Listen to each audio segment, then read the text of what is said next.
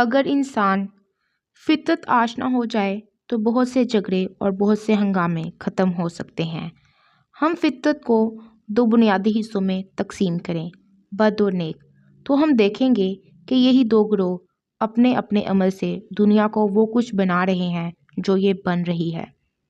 ایک طرف تو انسان کی تکلیف کو دور کرنے کے لیے ہسپتال بن رہے ہیں۔ نیک فطرت لوگ دن رات انسان کی خدمت میں مصروف رہتے ہیں۔ دکھی انسان کی خدمت ہوتی ہے ان ہسپتالوں میں۔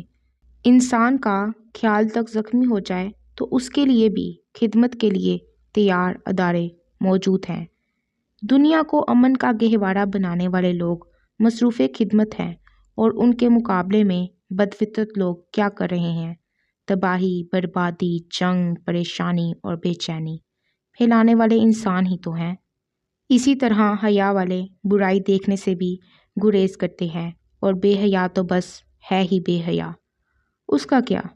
اخبارات بڑے بڑے ہیں، بدعمال لوگوں کے ظلم سے، لوٹنے والے، بم پھینکنے والے، نظام عالم درہم برہم کرنے والے، افراتفریاں مچانے والے، سماجی سکون برباد کرنے والے، محفوظ کو غیر محفوظ بنانے والے، محسن فراموش، دوستوں سے بھی غداری کرنے والے، میزبان کا گھر لوٹ کر لے جانے والے، مسافروں کو موت کے گھاٹ اتارنے والے، پاکیزہ روایات کو پارا پارا کرنے والے اپنی فطرت کا اظہار کرتے رہتے ہیں۔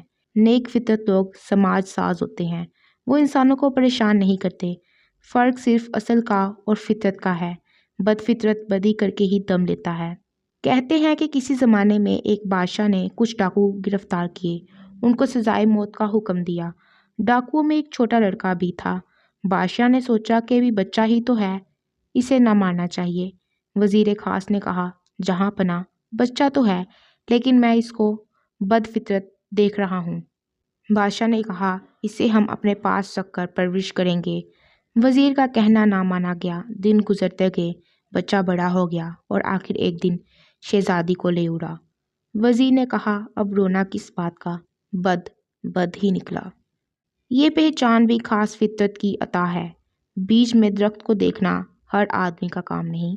یہ سعادت بھی عطائے رحمانی ہے۔ حکمت ہر کسی کو عطا نہیں ہوتی۔ نیکی کے نام پر جماعتیں بنانے والے بد بھی ہو سکتے ہیں۔ ظاہر ضروری نہیں کہ باطن کا عکس ہو، اسی بات سے خبردار رہنے کی ضرورت ہے۔ آزمائش کے لمحے میں ہی اصل ظاہر ہو جاتا ہے۔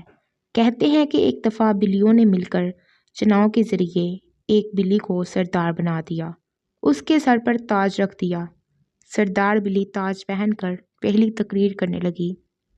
وہ تقریر کی تیاری کر کے آئی تھی، بس اس نے تقریر کے لیے ابھی لب کھولے ہی تھے کہ اس کو ایک چوہا نظر آ گیا۔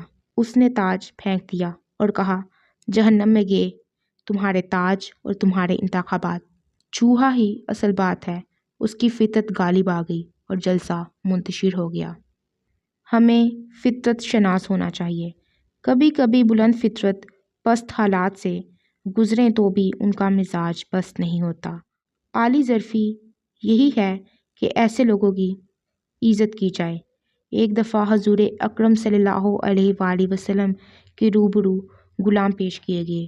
ان میں حاتم طائی کی بیٹی بھی تھی۔ آپ صلی اللہ علیہ وآلہ وسلم نے پہچانا کہ سکی باپ کی سکی بیٹی ہے۔ آپ صلی اللہ علیہ وآلہ وسلم نے اس کے بیٹھنے کے لیے اپنی چادر مبارک بچھا دی، سکی کی عزت کی، حالانکہ وہ غلام تھی۔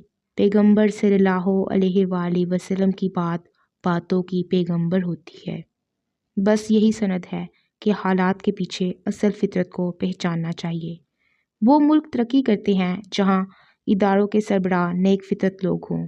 حساس فطرت انسانوں کا خیال رکھنا چاہیے، کہیں وہ ہمارے عمل سے آزردہ نہ ہوں۔ ایک دفعہ ایک بادشاہ نے ایک آدمی کو یوں سزائے موت دی کہ اسے پہاڑ سے گرا دیا جائے۔ وہ آدمی بچ گیا۔ بادشاہ نے کہا، اسے دریا میں گرا دیا جائے۔